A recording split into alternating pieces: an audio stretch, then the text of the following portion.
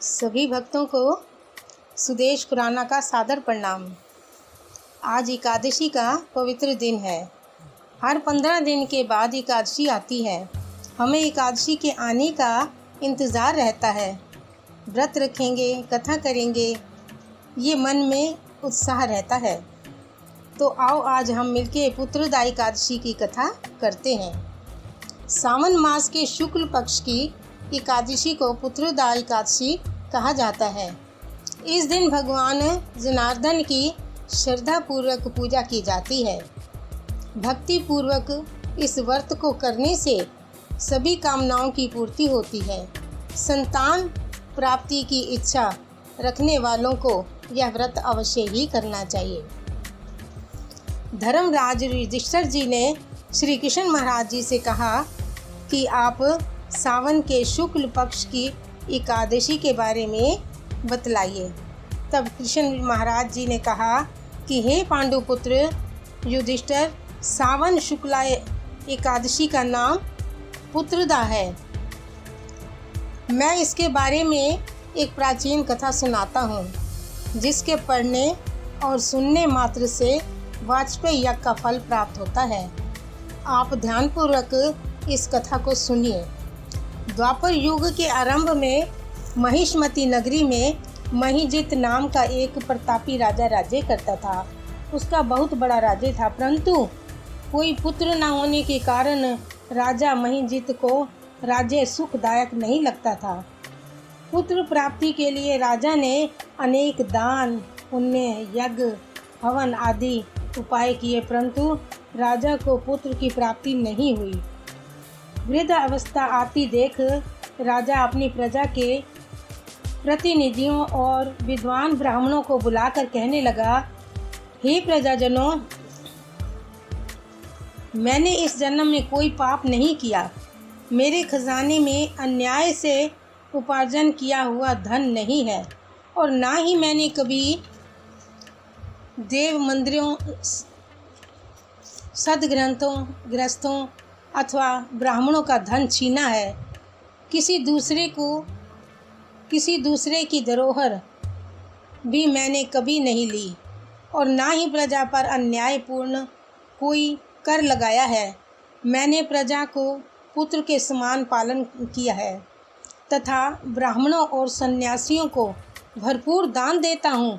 यद्यपि न्याय की रक्षा के लिए मैं अपराधियों को दंड देता हूँ, परंतु कभी किसी से घृणा नहीं की। सबको समान मानता हूँ। सज्जनों की सदा पूजा करता रहा हूँ। इस प्रकार धर्म युक्त राज्य करते हुए भी मेरे पुत्र नहीं है। इस कारण मैं अत्यंत दुख पा रहा हूँ। इसका क्या कारण है?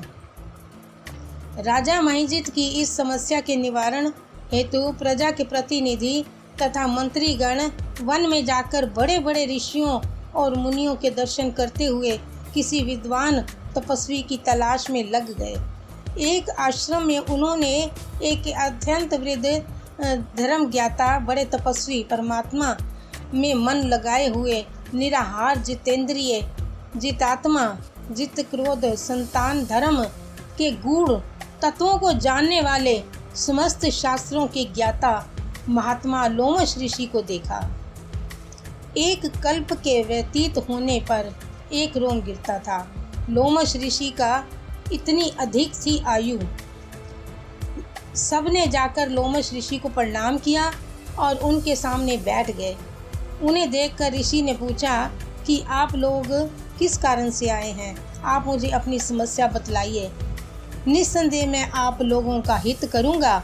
लोमश ऋषि के ऐसे वचन सुनकर सब लोग बोले, हे महर्षि जी, यद्यपि आप हमारी बात जानने में ब्रह्मा से भी अधिक समर्थ हैं, मगर फिर भी हम अपनी व्यथा कहते हैं।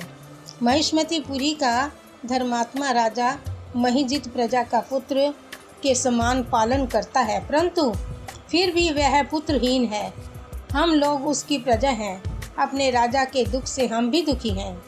हमको पूर्ण विश्वास है कि आपके दर्शन से हमारा सब संकट अवश्य ही दूर हो जाएगा, क्योंकि महान पुरुषों के दर्शन मात्र से अनेक कष्ट दूर हो जाते हैं। आप कृपा करके राजा के पुत्र होने का उपाय बतलाइए। यह वार्ता सुनकर लोमश ऋषि थोड़ी देर के लिए अपने नेत्र बंद किए और राजा के पीछे जन्म का वृत्तांत ज्ञात कर लिया। लोमेश ऋषि ने स्नेहसित वाणी में कहा, हे महानुभावों, आपका राजा पूर्व जन्म में एक निर्धन वैश्य था। निर्धन होने के कारण इसने अनेक बुरे काम किए। वह एक गांव से दूसरे गांव व्यापार करने के लिए जाया करता था। एक समय ज्येष्ठ मास के शुक्ल पक्ष की द्वादशी के दिन मध्याह्न काल के समय, जबकि वह 2 दिन का भूखा प्यासा था, एक जलाशय पर जल पीने गया। उस स्थान पर एक तत्काल ब्याई गौ जल पी रही थी। राजा ने उस प्यासी गौ को जल पीने से हटा दिया और स्वयं जल पीने लगा। इसी पाप के कारण राजा को निपुत्र होने का दुख सहना पड़ा है। एकादशी के दिन भूखा रहने से वह राजा बना है और प्यासी गौ को जल पीने से हटाने के कारण पुत्रहीन का दुख भोगना पड़ा है। सब लोगों ने कहा, हे मुनिश्रेष्ठ, राजा के इस पाप के निवारण का कोई उपाय तो होगा, अतः राजा का यह पाप नष्ट हो। आप ऐसा कोई उपाय बताने की कृपा करें। लोमेश ऋषि ने उत्तर दिया, सावन मास के शुक्ल पक्ष की एकादशी को पवित्रा एकादशी का व्रत और रात्रि जागरण करें तो पूर्व जन्म का यह पाप नष्ट होकर राजा को अवश्य ही पुत्र की प्राप्ति होगी। लोमेश ऋषि से उपाय जानने के बाद सभी व्यक्ति नगर को वापस लौट आए। जब सावन शुक्ला एकादशी आई तो सबने मिलकर ऋषि की आज्ञा अनुसार राजा सहित पुत्रदा एकादशी का व्रत और जागरण किया। इसके पश्चात एकादशी के दिन इसके पुण्य का फल राजा को दिया गया। उस पुण्य के प्रभाव से रानी ने गर्भ धारण किया और प्रसव काल समाप्त होने पर उसके एक बड़ा तेजस्वी पुत्र उत्पन्न हुआ। अंत में भगवान श्री कृष्ण ने कहा कि हे राजन, इस सावन शुक्ला एकादशी का नाम पुत्रदा एकादशी है, अतः संतान के सुख की इच्छा रखने वाले इस व्रत को अवश्य ही करें।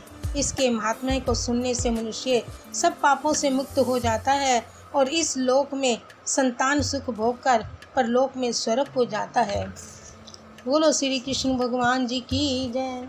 हो भजमन नारायण नारायण नारायण, हरि नारायण नारायण नारायण, सत्य नारायण नारायण नारायण, जपो नारायण नारायण नारायण, सत्य नारायण नारायण नारायण, बद्री नारायण नारायण नारायण, लक्ष्मी नारायण नारायण नारायण, सत्य नारायण नारायण नारायण। ओम नमो नारायणाय, ओम नमो नारायणाय, ओम नमो नारायणाय। बोलो मेरे विष्णु भगवान जी की जय।